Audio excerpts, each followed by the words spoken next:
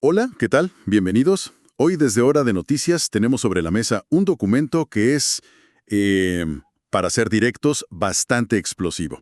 Es un proyecto de reforma constitucional, el Boletín 1798-9007, presentado por el diputado Gaspar Rivas.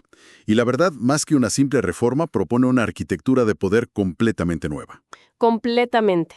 Nuestra misión de hoy es desarmar esta propuesta juntos. Vamos a analizar sus tres pilares, pero no como puntos aislados, sino como piezas de un rompecabezas, para ver qué imagen final nos entrega del país que imagina. Queremos entender qué significaría, en la práctica, vivir bajo estas reglas. Exactamente. Porque a primera vista el proyecto usa un lenguaje que suena bien, ¿no? Habla de eficiencia, de justicia, de solucionar problemas. Pero cuando empiezas a examinar el mecanismo, las herramientas que propone, te das cuenta de que estamos hablando de un rediseño radical. Radical de la relación entre el presidente, el Congreso y la propia ley. Es un cambio de paradigma total. Bueno, pues empecemos a armar este rompecabezas. La primera pieza, la que parece ser la piedra angular de todo este edificio, es la creación de un Estado de justicia. Suena bien, ¿quién no querría justicia? Pero la propuesta parte de una idea muy fuerte, que el principio de legalidad, esa regla de oro que dice que una autoridad solo puede hacer lo que la ley le permite, es un sometimiento ciego e irreflexivo. Una frase potente. Mucho.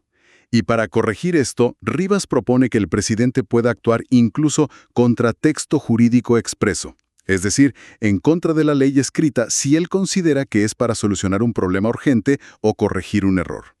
La pregunta es obvia. ¿Cómo se puede justificar que la máxima autoridad del país pueda saltarse la ley? Y aquí es donde la argumentación se pone fascinante, diría yo.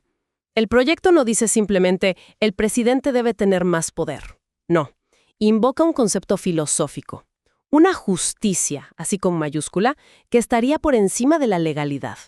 La define como dar a cada quien y a cada qué lo que le corresponde.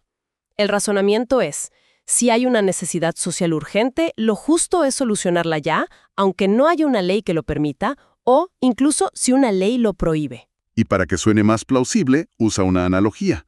Hay que reconocer que es astuta. La compara con el principio de inexcusabilidad de los jueces. Exacto. Un juez no puede decir, no hay ley para este caso, así que no fallo. No puede. Tiene que resolver el conflicto de todas maneras. El proyecto entonces pregunta, si un juez puede hacer esto para un caso particular, ¿por qué el presidente no podría hacerlo para un problema que afecta a toda la sociedad? Ok, la analogía con el juez es hábil, porque apela a nuestro sentido común de que los problemas deben tener solución. Pero a mí me genera una duda inmediata. Un juez actúa para resolver un conflicto que ya existe entre dos partes, dentro de un marco con la ley como referencia. Aquí el presidente no estaría resolviendo un conflicto entre partes. Estaría de alguna forma creando una realidad nueva, basándose únicamente en su propia definición de justicia. ¿No es esa la diferencia fundamental? Has dado en el clavo. Y esa diferencia es el abismo que separa a un Estado de derecho de un poder discrecional. La función del juez es restaurar un equilibrio, aplicando la ley. La función que se le daría al presidente aquí es la de decidir unilateralmente qué es un error ético o una necesidad social impostergable. ¿Y quién define que es impostergable? Él mismo. ¿Bajo qué criterios? Los suyos. O sea, se convierte en juez y parte de la realidad nacional. Precisamente. Esto le daría un cheque en blanco. Imagina un escenario, una crisis económica. Un presidente podría decretar que es una necesidad impostergable controlar precios, aunque exista una ley de libre mercado que lo prohíba expresamente. O ante una protesta, podría decidir que es un error jurídico que los manifestantes tengan ciertos derechos y suspenderlos por decreto. Todo en nombre de una justicia superior. Se pasa de un gobierno de las leyes a un gobierno de una persona. Es una base muy poderosa para empezar. Un ejecutivo que puede ponerse por encima de la norma escrita. Y si ya tienes un presidente que puede actuar por sobre la ley, la siguiente pregunta lógica es, ¿qué pasa con los otros poderes que podrían intentar controlarlo?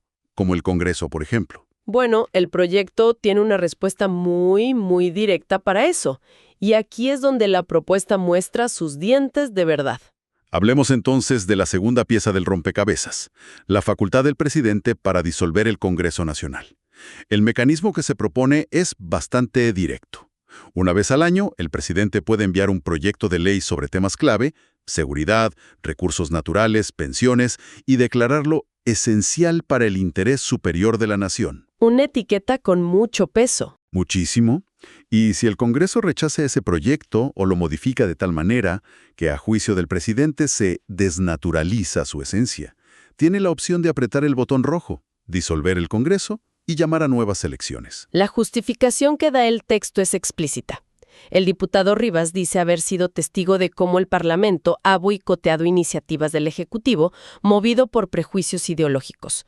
Lo que busca es una herramienta de presión máxima para quebrar la resistencia del legislativo. Un arma nuclear política, si se quiere. Y para justificar esta arma, de nuevo recurre a ejemplos externos. Cita dos casos, la Constitución de la República de Weimar en Alemania y la Constitución de Perú. Pero, espera un momento, ¿acaba de usar la República de Weimar como un ejemplo a seguir? Eso, en cualquier clase de ciencia política o historia, es la mayor bandera roja que se puede agitar. Es, por decirlo suavemente, una elección de ejemplo muy problemática. La Constitución de Weimar es el caso de estudio por excelencia de una democracia con fallas de diseño. Fallas tan graves que permitieron su propio colapso y facilitaron el ascenso del totalitarismo. Invocarla como un modelo es o una profunda ignorancia de la historia o una señal muy, muy preocupante. ¿Y el caso de Perú es más comparable? Tampoco, la verdad. En Perú, el presidente puede disolver el Congreso, sí, pero solo después de que el Congreso le haya negado la confianza o censurado a 2 gabinetes de ministros distintos. O sea, a 2. A 2. Eso no es un desacuerdo por una ley. Es el reflejo de una crisis política total, de un quiebre institucional. La propuesta de Rivas permite la disolución por el rechazo de una sola ley que el presidente considere esencial. El umbral es infinitamente más bajo. Pero lo más grave, creo yo, no es solo la disolución en sí, es lo que viene después. El proyecto dice que, disuelto el Congreso, el presidente gobierna por 180 días, un semestre, y durante ese tiempo asume la función legislativa. Y aquí está la clave del asunto, el verdadero núcleo del poder que se entregaría. No es solo gobernar por decretos sobre cosas del día a día. El proyecto especifica que estos decretos con fuerza de ley no tendrían las limitaciones que normalmente existen. ¿Y qué significa eso en la práctica? Significa que durante esos 6 meses, el presidente solo, sin ningún contrapeso, podría legislar sobre las materias más sensibles que uno pueda imaginar. La organización de los tribunales de justicia, la estructura del propio Congreso, las garantías constitucionales. O sea, todo. Todo. Las leyes sobre nacionalidad y ciudadanía y el sistema de elecciones. Y todo esto, muy importante, sin el control preventivo de la Contraloría. Detengámonos ahí. O sea, un presidente podría disolver un Congreso que no le gusta y en los 6 meses siguientes cambiar la ley electoral, para que el próximo Congreso que salga electo sea mucho más favorable a sus intereses. ¿Es eso lo que estamos diciendo? Exactamente eso. Es la capacidad de cambiar las reglas del juego mientras se está jugando. Es un poder casi fundacional, constituyente, entregado a una sola persona por 6 meses. Podría rediseñar a su antojo las estructuras del Estado que se supone deben controlarlo. Es la definición misma de una concentración absoluta de poder. Ya. Entonces, tenemos un presidente que puede actuar por sobre la ley si lo considera justo, y que además puede eliminar al poder legislativo si éste se le opone. El cuadro se va poniendo cada vez más claro. ¿Qué podría quedar como contrapeso? ¿Quizás el cuerpo de leyes existente? ¿La historia jurídica del país? Pues, el proyecto también tiene una respuesta para eso.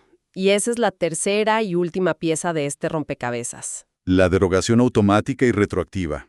El proyecto propone añadir una norma que diga que cualquier ley o decreto que contravenga la Constitución, no solo en su letra, sino en su espíritu y esencia, quedará derogado de pleno derecho. Y lo más impactante. Con efectos retroactivos. La idea declarada es limpiar el ordenamiento jurídico de cualquier inconsistencia. La intención puede sonar a orden y coherencia, pero el efecto práctico sería un terremoto de inseguridad jurídica. Y esto nos lleva a la pregunta clave que el proyecto deja sin responder.